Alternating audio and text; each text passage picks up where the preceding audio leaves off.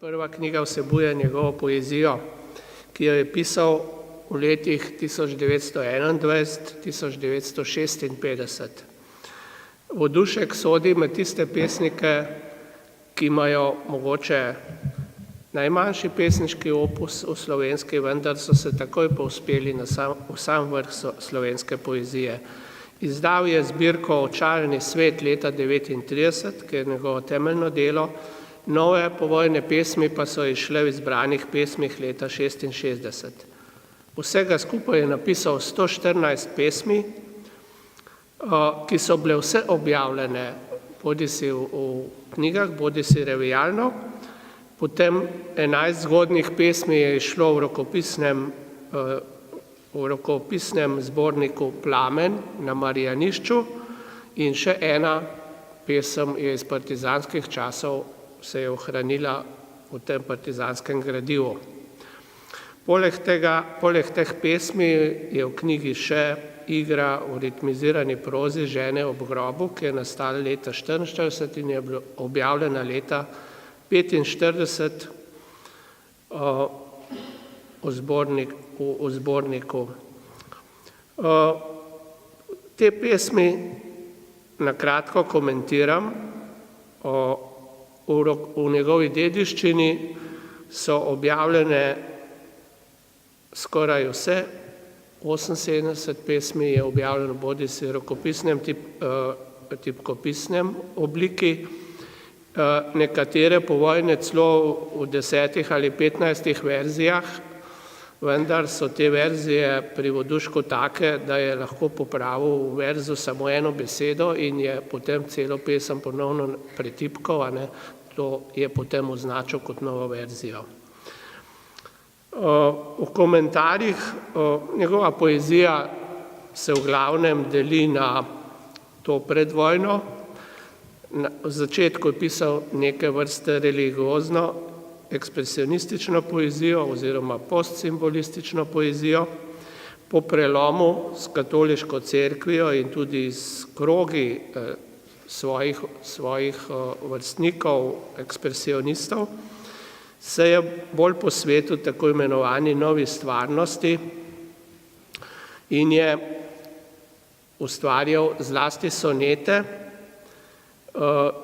ki so jih mnogi intelektualističnega tipa,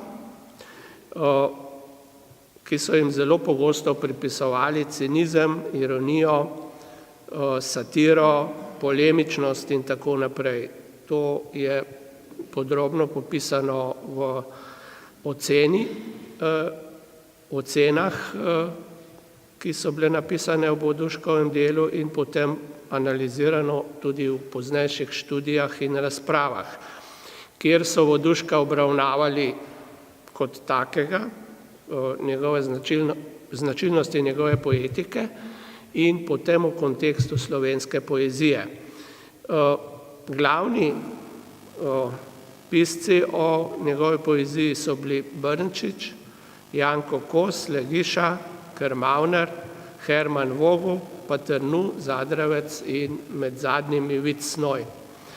Seveda je bil Vodušek neugiben avtor za slovensko literarno zgodovino, zlasti so pisali, so ga, bi rekel, ocenjevali v kontekstu slovenske poezije, Slodnjak, Paternu, Legiša, Zadravec in Kos, zadnji z primerjalno-zgodovinskega oziroma z vidika vplivov oziroma možnih vplivov in odmevov pri Vodušku.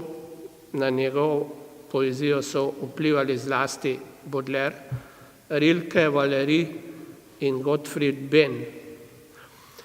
Zanimivo je, da so o Vodušku zelo dosti pisali študentje v svojih diplomskih nalogah, kjer so obravnavali posamezne probleme njegove poetike, recimo njegov slog, njegovo metaforiko, intonacijo njegovega verza po vzorcu ruskega formalista Eichenbauma, potem vrsta diplom se nanaša na Voduškov sonet, potem na strukturo njegovega pesniškega jezika, zlasti na nominalnost se rabi, on je zagovarjal posebno teorijo o samostalniškosti slovenščine in o konzonantnosti slovenščine, se pravi prevlado konzonantov nad vokali v verzu.